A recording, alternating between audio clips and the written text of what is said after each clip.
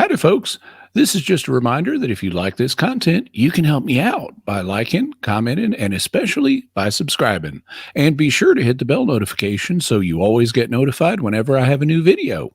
Hope you enjoy this. I'm going to go to Florida now, where Alicia is watching on YouTube. Alicia, thank you for your call. Go ahead with your question for Jimmy. Hey, Jimmy. I had a question for you. About 9 years ago, I was working at a Baptist Bible youth camp, and one morning before the campers showed up, I was woken up a few minutes before my alarm clock from the bunk bed I was in being shaken.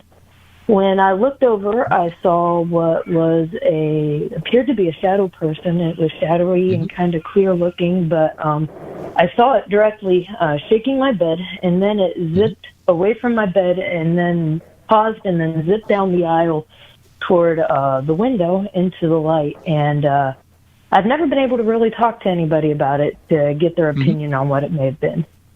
Okay. So this happened in a hypnopompic state, meaning that you were waking up from sleep, correct? Yes, sir. Okay. And when this happened, did you experience do you recall having any difficulty moving? Like, was your body sluggish? Did you feel paralyzed or anything like that? No, sir. Okay.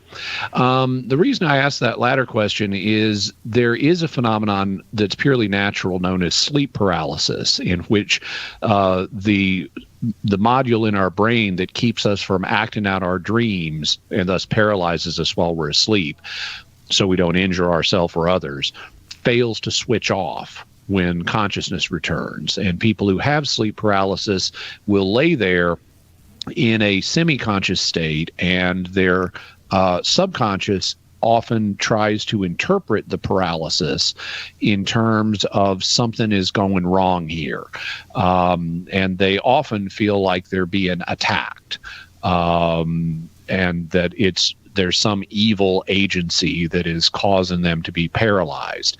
Some people will experience that as a witch is paralyzing them. That was a common one in the past.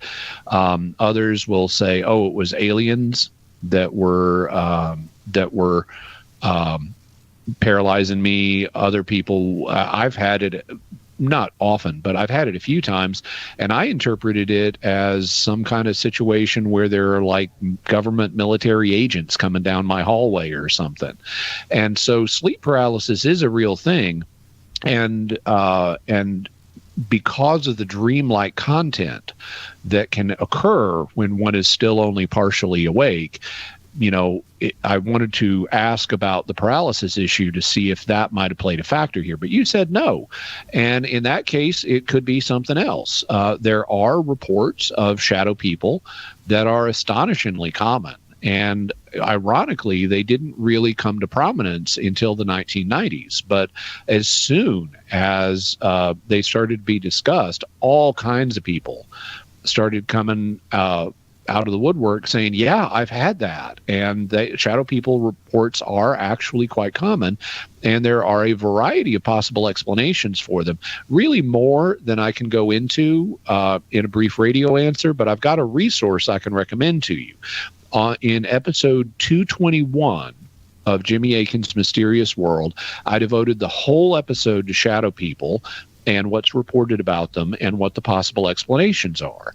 And so all you got to do to find that is go to mysterious.fm, like FM radio, mysterious.fm/221. for episode 221. So mysterious.fm/221, or just Google Jimmy Akin Shadow People. And before we go, just one more reminder that if you like what you've watched, you can help me out by liking, commenting, and especially by subscribing. I'm trying to grow my channel, and I'd really appreciate your help. Thank you, and God bless you.